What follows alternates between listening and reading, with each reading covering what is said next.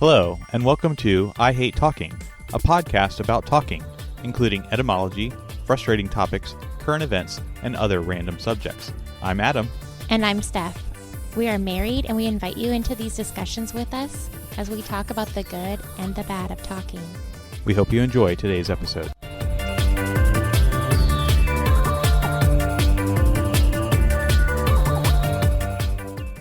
Welcome to episode 43 of I Hate Talking. Hi, everyone. How do you pronounce neologism? I don't know. I'd have to read it, but neologism? I don't know that word. You can ask AI. Well, yes, somebody. We'll see who responds. It looks like AI has responded. Neologism. Neologism. There you have it. So the reason we're talking about neologism is because the word or phrase of this episode is a neologism. Is the word or phrase neologism? Because I don't know what that is, even. Well, we may be getting to 2 or 3 words or phrases of the episode as we discuss this, because neologism is not the word or phrase of the episode. We actually alluded to this in our previous episode with the fact that perhaps one person's experience is either equivalent or not equivalent with the experiences of others. And I mentioned that there was perhaps a non-English word that describes how you perceive the fact that other people have experiences as in-depth as your own, but it is actually not a non-English word. It is simply a neologism. So the word or phrase officially of this episode is the word Sonder. Now, this was coined by a gentleman named John Koenig in 2012 in his blog, The Dictionary of Obscure Sorrows. And this is where we arrive at the fact that it is a neologism, because it does not necessarily take any etymology. It is just basically a brand new word. Now, there are some possible origins that perhaps this particular gentleman and author was drawing on, where there is a French word, Sonder, that means to probe or plumb, or a German word, Sonder, that means separate or special, or a Proto-Germanic word, sundras, that means separate, isolated, and alone. So, unsure, and he has not said, but perhaps drawing on some of those particular words in other languages. But this is used in a explicitly English work, the Dictionary of Obscure Sorrows, the word Sonder. So he created this word without any pretext. Correct. No pretext, perhaps no background. Again, the readers of his works are, again, theorizing that maybe he's drawing on the French or Germanic languages to come up with this new word in terms of how he is using it and defining it within his literary work. Interesting. Okay. And then he just expected people to know what he meant? Or did he describe it? So he wrote the Dictionary of Obscure Sorrows. So this basically is a new word that he is creating. And again, maybe drawing on some other languages there. But he is basically creating that and defining it himself in this literary work. So tell me if I'm wrong. When I hear the word Sonder, I think of usually I can't think of it without using a sentence. But like he sauntered into the room. So I think you're perhaps thinking of sauntered. Oh. Which would be a word used in perhaps old westerns where he sauntered into the saloon. That would be Saunter, saunter, versus Sonder, which is Sonder. Okay. Very similar sounding, but okay. And what does this word mean? According to his obscure dictionary, self-published. Well, I don't know if it's self-published. No. Is it? I don't know. I guess created, self-created. Well, I think any literary work hopefully is self-created, though there is probably quite a few literary works these days, even scientific research papers that are not created by people, but instead by machines. Right, yeah. AI or like even ghostwriters and stuff, right? You can't say like self-created when you have a ghostwriter. Well, I don't think that is the case here. This is 2012. Huh. Hopefully back Wait. when people had a little bit more. 2012? That wasn't that long ago. 2012 was 12 years ago. 13 years ago. 13 years ago. That wasn't that long ago. That was before the rise of AI, before the rise of a lot of these particular I didn't even tools. have a smartphone yet. Yeah, exactly. So You had a BlackBerry? Was that BlackBerry days? that was probably BlackBerry days. Yes. maybe you had a more of this is a tangent we can get off. But I did not have a smartphone yet. So the word Sonder, as defined by this gentleman, John Koenig, in his hopefully self-created, probably not self-published work, reads as follow. And this is from a screenshot from Tumblr, so hopefully they got it right. We didn't actually look up the actual book, nor do we own it, but here we go. So Sonder, noun, the realization that each random passerby is living a life as vivid and complex as your own, populated with their own ambitions, friends, routines, worries, and inherited craziness. An epic story that continues invisibly around you like an anthill sprawling deep underground with elaborate passageways to thousands of other lives that you'll never know existed, in which you might appear only once as an extra sipping coffee in the background, as a blur of traffic passing on the highway, as a lighted window at dusk. I love that. So Sonder, it's my new word. How do you use it in a sentence? Because I really like that definition. Well, there you have it. So maybe not as, what was the word you used? Like sauntered into a room? No. Oh. I don't know what you said. Obscure? Obscure. So yes, perhaps shouldn't be as obscure as you perhaps think it is. Now, I don't think it's completely obscure. I have run into this in a couple of different things that I've read in terms of articles or just things that I've seen. So it is, again, not very popular, but I have encountered this particular word on multiple occurrences. Okay, so just like as philosophy, I very strongly like this and I'm drawn to this. But how would you use it? Like I can picture it in my head, but if I'm talking to somebody, what do I say? Or how do you use it?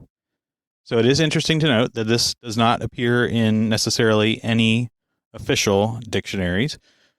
The first result in a quote-unquote dictionary is the Urban Dictionary, which defines it as the realization that there aren't any main characters in the world and everyone has a complex life, thoughts, crushes, relatives, dreams, and mind just as your own. Essentially, while you're the main character in your own life, you're also a background character in someone else's. So to use it in a sentence, as you alluded to, their example is the knowledge that both you and me are reading this and our actual people, like the other 8 billion of us, is making Sonder hit me like a truck. Okay. Yeah, because that's what I wanted to say or was thinking about was that everyone is a main character in their own story just by default. And then you have very close secondary characters like your spouse, your kids, or people you see daily or whatnot. And then you have like tertiary characters, and, and it just continues on, right? But everybody is a main character for themselves, but isn't necessarily a main character for anyone else. Precisely. And that Sonder is the realization that that is how you perceive experience, but also at the same time, how others perceive their own experience. So would this be an example?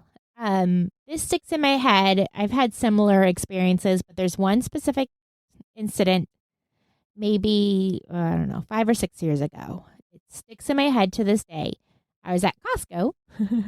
a beloved place we spend our time, because for $1.50 you get a hot dog and a soda, and that's amazing. But we were at Costco. I was at Costco with my kids, and they were being awesome, so helpful, getting items for me, carrying them to the cart, just being complete little gentlemen. And then we were there for a longer time than normal. They were very young at the time. For some reason, I guess it was maybe a holiday. I can't remember exactly. But the checkout was extremely long. It just took so long. It was lunchtime. They were hungry. We were going to get the Costco food court food afterwards.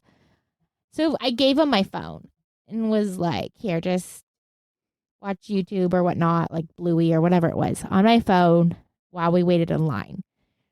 And this lady came up to me, and she was extremely rude and mean about me handing my phone to my toddlers. And another lady came up and like interrupted this and was like, you don't know what she's been through. Her kids were excellent the entire time. I saw them earlier in the store and complimented her. So you need to mind your own business. And it was just like this interesting dual perspective of one lady who saw my kids at their best and complimented us, and another lady who saw us when we were about to melt down.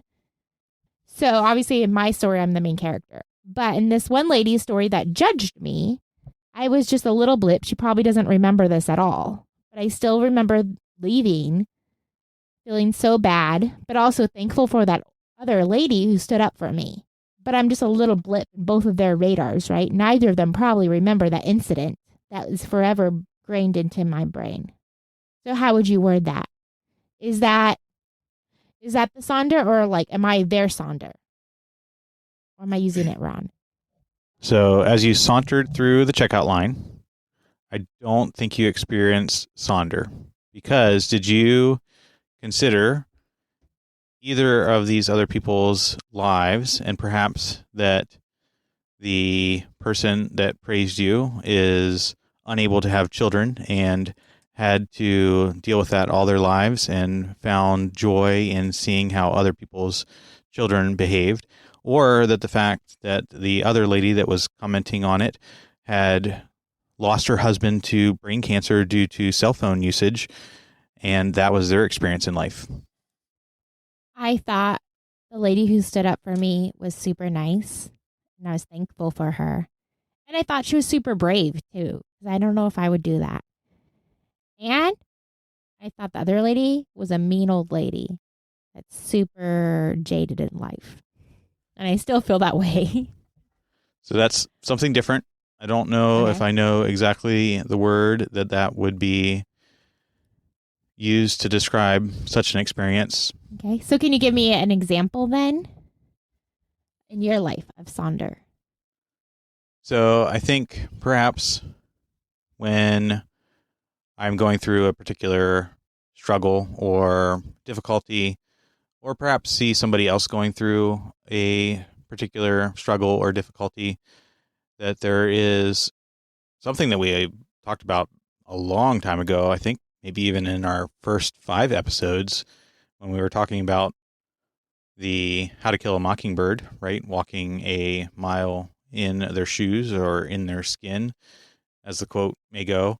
And that when you consider other people's experiences in light of those challenges and experiences, that I would experience Sonder, that when either I'm going through that challenge or struggle, that there are other people that have just as complex struggles, or when I am aware of somebody else going through that a lot of people going through such things and having a very deep experience in life.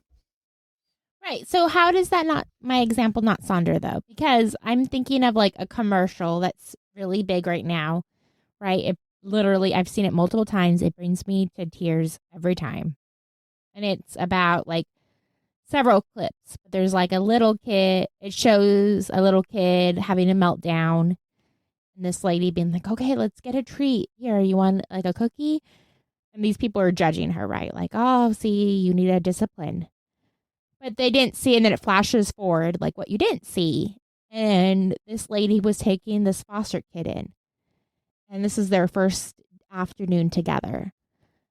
So obviously he's having a meltdown because he doesn't know this lady, right? And he's been in a traumatic situation. And so it's loss of experiences like that you judge someone but you don't know what they're doing.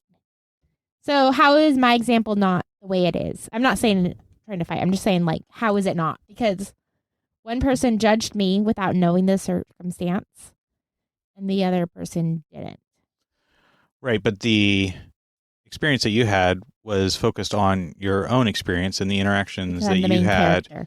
You're treating yourself as the main character, whereas the person that was giving either side of the feedback, they were the main character in their own mind, and they may have thought that they were giving you the best advice of their entire lives in that moment.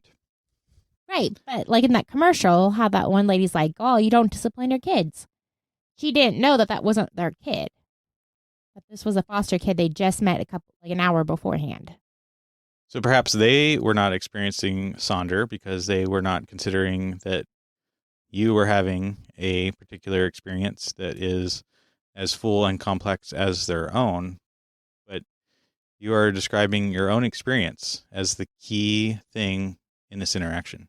And that's not the point of Sonder. Sonder is the realization that other people have deep and complex experience that they live out in their own lives. So maybe the lady who stood up for me experienced Sonder.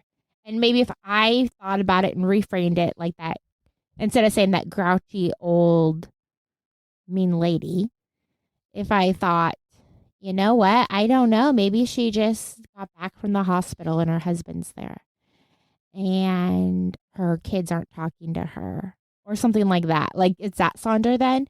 If I reframed it instead of saying, oh, she's such a grouchy old lady, then thinking oh, maybe she's going through a really bad thing I don't know about. Perhaps, but I still think you're saying this from your own perspective, which is not the point. Say it? You have to look at things from other people's perspectives. You have to realize that other people have to make extremely complex decisions and go through a variety of challenges, and that they perceive that as their own experience, as the primary thing that they experience in life, and that you, the other person, are just a blip within that experience. Okay, so that's not a good example then, because this old lady left her line to come tell me that I should not let my children be on my phone. But they were not fighting. They were not running around. They were not yelling. They were literally sitting in the cart watching TV. So this is a bad example, right? Because I was not inhibiting her life at all. And she entered my life on purpose. So give me an example of Sonder in your daily life. So I think perhaps where I will experience this most is within the driving experience. I think this also has to do with the fact that in the U.S. especially, right, or anywhere, you don't really necessarily see cars as personified things within the world. It's just a vehicle. But that if you see a person within a vehicle, perhaps that personifies them, or particularly motorcycles, because you actually can see the person in their riding gear that is going about their business and transporting themselves to and from, is to consider that when dealing with traffic or having to get somewhere and being in a rush, that these things are not necessarily important to me, but they are important to those people that are doing that. And on the flip side, likewise, they don't really care that I have somewhere to be. They just are concerned with where they need to be. And that would sort of be a experience of Sonder, because they are living their own complex life and trying to get somewhere quickly. And I'm doing the same thing, but we are completely unaware of each other because there is zero connection in that particular scenario. Okay, well, Going back to the commercial I referenced earlier, it had multiple clips. Another clip they share is the whole point of the commercial is like be nice because you don't know what someone else is going through. And there's another clip of a car driver. And the first driver is kind of swerving a little bit, definitely going too slow. And the person behind him is just frustrated. Like, come on, get off the road. What in the world are you doing? And then it goes back in time and it shows that first driver was at the hospital and his wife just passed. And so in the car, he's thinking, how am I going to tell my kids that their mom is gone? And he's driving home to tell his children this.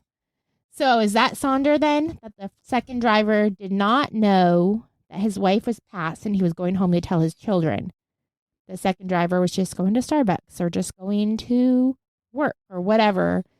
Well, perhaps these commercials are getting at that fact that we should experience Sonder, because it seems like in these examples that the person that is observing these odd happenings, the swerving vehicle or perhaps the special treat that is given, does not have the full picture because they are not considering that the fact that that person is living a full and complex life with their own particular decision-making and challenges and struggles. Right. And again, not trying to go back to me. I know I'm a main character in my story, so sorry. But that's what I was getting at before, where that person did not know everything that had previously happened and just judged me in 1 second. So, but did you not judge them in 1 second as well? Oh, I still judge them. Well, that's my point, is that you are not having a Sonder experience because perhaps they lost somebody to cell phone usage. So because I still judge this individual, that negates my Sonder. Do you think that they have a full and complex life and had very conflicted decision making to make that interaction happen with you? Maybe, but I just still think she's a grouchy old lady. So that's not Sonder. You don't realize that they have a full and complex life, and that may have been like the hardest decision that they made of the day. Am I going to go talk to this mom, or am I just going to stay in my lane? Maybe. But why wouldn't they say something when that other lady stood up for me then? They just went back to their cart. Right, if you had a strong belief, you could tell them no, I know the stats on cell phone use, and I'm just caring for them. I feel like I'd double down if I really believed that strongly. I would try to reiterate why I was doing this, not just walk away. Right, but you're again reframing that in your own experience and not the other person's. Okay, so that's not Sonder. These commercials are Sonder. They're examples of the lack of Sonder. So when have you experienced Sonder this week? So, I don't know. Perhaps there's people out there that their mom is about to die. Or perhaps there is somebody that their dishwasher and their stovetop broke in the same week. Or perhaps they're going through a significant organizational restructure at work. Or perhaps they have a significant repair that needs to be done to their vehicle. This all sounds like first-person experiences. Oh, wait, yeah, that's all me. That's you. But yeah, that's not funny to laugh at. But the fact is that other people in the world have to deal with those same life experiences, and they may be dealing with those exact same things just as I am. And that's Sonder. And I don't know, even looking at all the things that we do within our household, the things that we do for our kids, or this podcast, or the fact that we take care of chickens and a dog and 2 cats, and we have to let the faucets drip because it's cold outside. Those are varied things that we deal with in our life that are somewhat routine, but also somewhat complex and perhaps frustrating at times, that other people have those exact same things that they have to deal with. And maybe they forgot to drip their taps and their pipe burst. Mm-hmm. That's Sonder. The realization that other people have these extremely deep and complex lives that we ourselves have, but we consider ourselves as the primary and don't consider things that other people are experiencing. I had a friend just today text me, side note, and she asked like, "Hey, tell me what's going on." And I was like, kind of what your list right there. I was like, "How much do you want to know?" Because I can really start complaining. So she was very kind to hear me list everything out. Do you ever feel that desire to tell someone, especially a stranger or someone you know, like, this is what I'm going through, back off? No, never. I don't think that has been part of my experience as a introvert. I will just withdraw. I don't need to like scare them with the reality of my life. But do you feel like any need for them to know or justified in like your actions because of X, Y, and Z? I do not.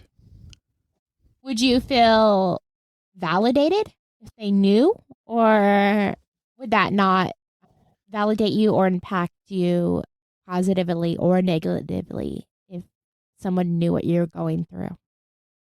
I suppose some of it maybe is a pride issue where I don't want them to give me any particular grace per se, because I still should be able to do what I need to do in life no matter what. Interesting. So for me, I feel like, I mean, I don't have that necessarily, but I feel also like I want to do things well. And if you know how hard things are right now and I'm doing things well, then like give me a pat on the back. Nope, I do not empathize with that, which I guess is what we were getting at, is that empathy is important, and perhaps Sonder is one way that you can achieve that, is with considering and realizing that all other people have a particular complex life experience, and perhaps they experience that life in a different way and have different desires, such as being validated or being just left alone. Would you rather be validated or ignored? Well, I think that's pretty clear from my previous statements that I would just be rather ignored. Always? In every circumstance? Nearly every circumstance. I'm just thinking about it. You're thinking about. So when I feel the desire to validate you on things, should I not? And I can just reframe it to validate myself because I have that strong desire for validation. Like instead of validating you for your hard day at No, work, see, I can this, say, Stephanie, your husband had a hard day. You were so great at supporting him. Good job. Instead of saying, hun, that was tough. see, I think that the base thing that you're considering is the experience, the challenge. I do not want to be validated that I did a good job in spite of the challenge. I just want to be validated that I did a good job. I do not care that it was challenging to do the good job. Maybe it wasn't challenging to do the good job. The circumstance is less important to me. The outcome and the actual results are important to me. Interesting. I don't think I agree. Well, clearly, I Well, think we've already established that. well, yes, I love validation. But no, what I'm saying is, like, as a teacher for our kiddos and stuff, one thing I tell them all the time, I'm impressed if you get a 80 on this one assignment because it's challenging. So I don't care. So I think I do disagree. I don't care about the outcome necessarily. I care that you gave it your best. Because you could do the easiest thing possible and do amazing at it. Or you could really challenge yourself and struggle, but you completed it. And so you did the hard thing, and I'm proud of you for that. I suppose so. But in the real world, your best may not be good enough. Right, but you still were challenged. Yeah, but maybe you're an utter failure at something that you attempted and you didn't achieve the desired outcome. Just because you did your best and you had a extremely bad outcome does not mean that you deserve validation. Maybe, or you tried your best. And maybe you're just like, hey, I'm not a good artist. And I really tried on that painting. And it's just not for me.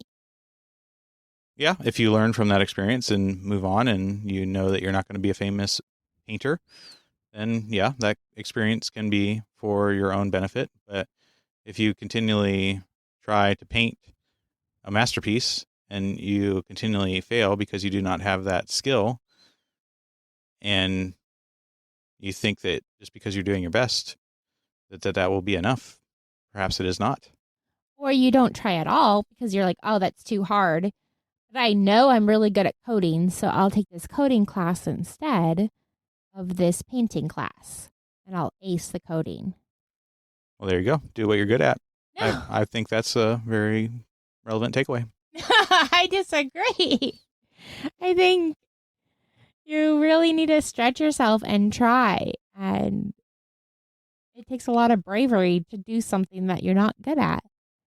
Or it takes a lot of bravery to try something that's different or hard.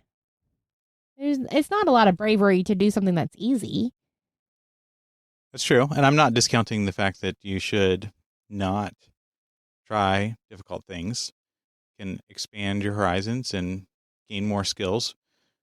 But I'm pointing specifically at the fact that if you are trying to do something over and over again, failing, and just saying that it's okay because you're trying your best, that is probably not acceptable. Yeah, I can agree with that. Because I think that hopefully there'd be, even if you are failing, there's still a trend line upward. You're still improving. You're still getting better. It's not okay to be like stagnant and just be like, oh, I'm trying. Like to try, you actually have to have some kind of upward at some point movement. I would say so. Or you're just better than the average person, and then you can be successful. I don't know. I still want people to know everything going on in my life so they can be like, oh, that's tough. Good for you. Let me give you a hug. Do you have that same desire to understand that about their other people's lives? Yeah, I think so. Mostly. And sometimes in a selfish way, people that seem to have it together, I'm like, tell me your deepest, darkest secrets, because I know there's something that you're struggling with. There's no way you have life figured out as good as you do. And I want to know about your struggles. Well, there you go. You realize that people have deep, complex lives and their own struggles, and that perhaps you want to seek that out so that you can empathize and support them. So, surprised we made it back to that topic because I felt like we were going way off track, but I guess we brought it back. So this is probably a good spot to end our podcast and perhaps consider that there are other people out there ending their podcasts right now as well. And they are probably ending with a request to their listeners to like and subscribe. That's probably what they're doing in their lives as they live out their lives separate from our lives. So, from your friends at I Hate Talking, until next time, remember, it is only through talking that we begin the journey to understanding.